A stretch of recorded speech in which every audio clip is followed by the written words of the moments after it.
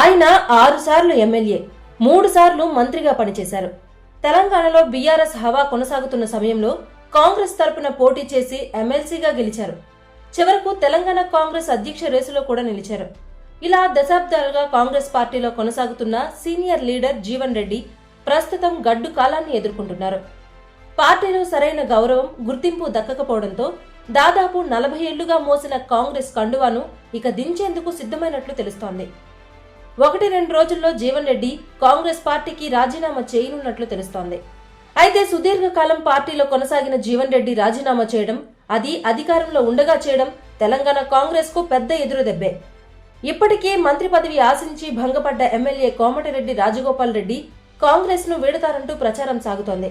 ఈ సమయంలో జీవన్ రెడ్డి రాజీనామాకు సిద్ధమవడం కాంగ్రెస్ లో మరింత ఇరకాటంలో పెట్టింది. మరి జీవన్ రెడ్డి పార్టీని వీడటానికి దారితీసిన అంశాలు, ఆయన ఏ పార్టీలో చేరతారు తదితర అంశాల గురించి ఈ వీడియోలో తెలుసుకుందాం. తాటిపర్తి జీవన్ రెడ్డి తెలంగాణ రాజకీయాలపై అవగాహన ఉన్నవారికి ఈ పేరు సుపరిచితమే. రాష్ట్ర రాజకీయాల్లో తనకంటూ ప్రత్యేక గుర్తింపు తెచ్చుకున్నారు.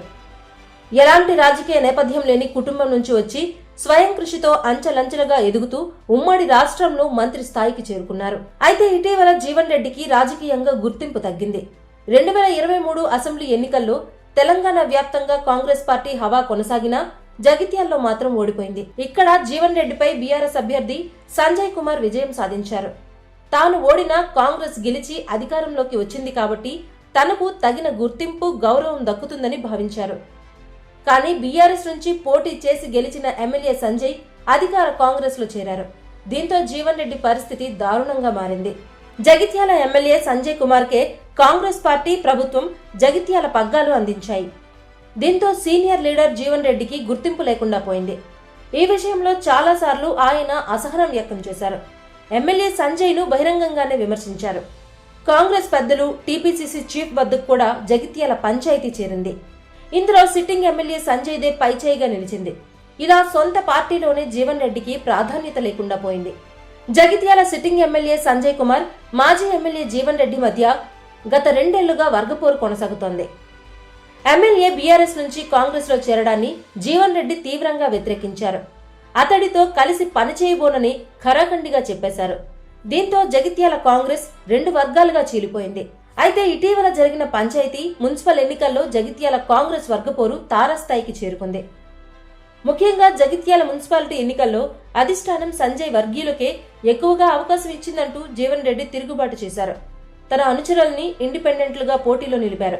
వారి తరపున ప్రచారం కూడా నిర్వహించి కొందరిని గెలిపించుకున్నారు. ఇలా మున్సిపల్ ఎన్నికల సమయంలోనే కాంగ్రెస్ పార్టీకి దూరం జరిగారు జీవన్ రెడ్డి. అప్పుడే ఆయన కాంగ్రెస్ కు రాజీనామా చేస్తారనే ప్రచారం జరిగింది.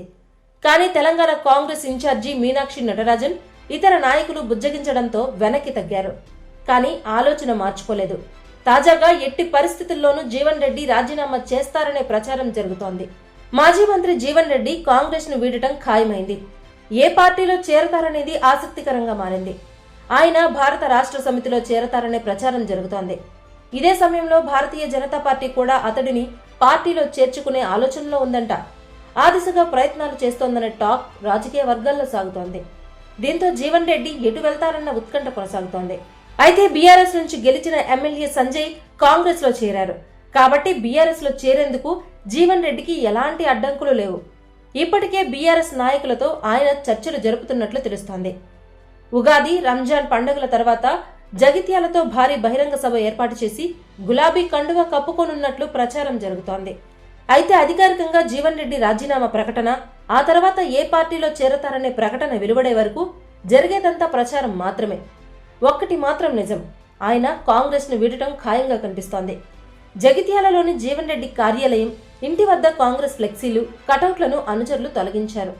కేవలం జీవన్ రెడ్డి ఒక్కరే ఉన్న ఫ్లెక్సీలు మాత్రమే వెలిశాయి. దీన్ని బట్టి ఆయన రాజీనామాపై ఓ క్లారిటీ వచ్చేసింది. ఏ పార్టీలో చేరతారో క్లారిటీ రావాల్సింది. ఉమ్మడి కరీంనగర్ జిల్లా పెగడపల్లి మండలం బత్కెపల్లి జీవన్ రెడ్డి స్వగ్రామం. ఆయన ప్రాథమిక విద్యాభ్యాసం స్థానికంగానే సాగింది. ఉస్మానియా విశ్వవిద్యాలయం నుంచి BA, LLB పూర్తి చేశారు. రాజకీయాలపై ఆసక్తితో 1983లో సినీ నటులు నందమూరి తారక రామారావు స్థాపించిన తెలుగుదేశం పార్టీలో చేరారు జీవన్ రెడ్డి. జగిత్యాల నుంచి పోటీ చేసి గెలిచారు. అతి చిన్న వయసులోనే ఉమ్మడి రాష్ట్రంలో మంత్రిగా పనిచేశారు. తర్వాత నాదెండ్ల భాస్కర్రావు మంత్రివర్గంలోనూ పనిచేశారు. 1985లో టీడీపీని వీడి కాంగ్రెస్లో చేరిన జీవన్ రెడ్డి ఇప్పటి వరకు ఇదే పార్టీలో కొనసాగారు. మధ్యలో వైఎస్ఆర్ మంత్రివర్గంలో కూడా పనిచేశారు. ఎమ్మెల్యేగానే కాదు ఎమ్మెల్సీగా కూడా పనిచేశారు.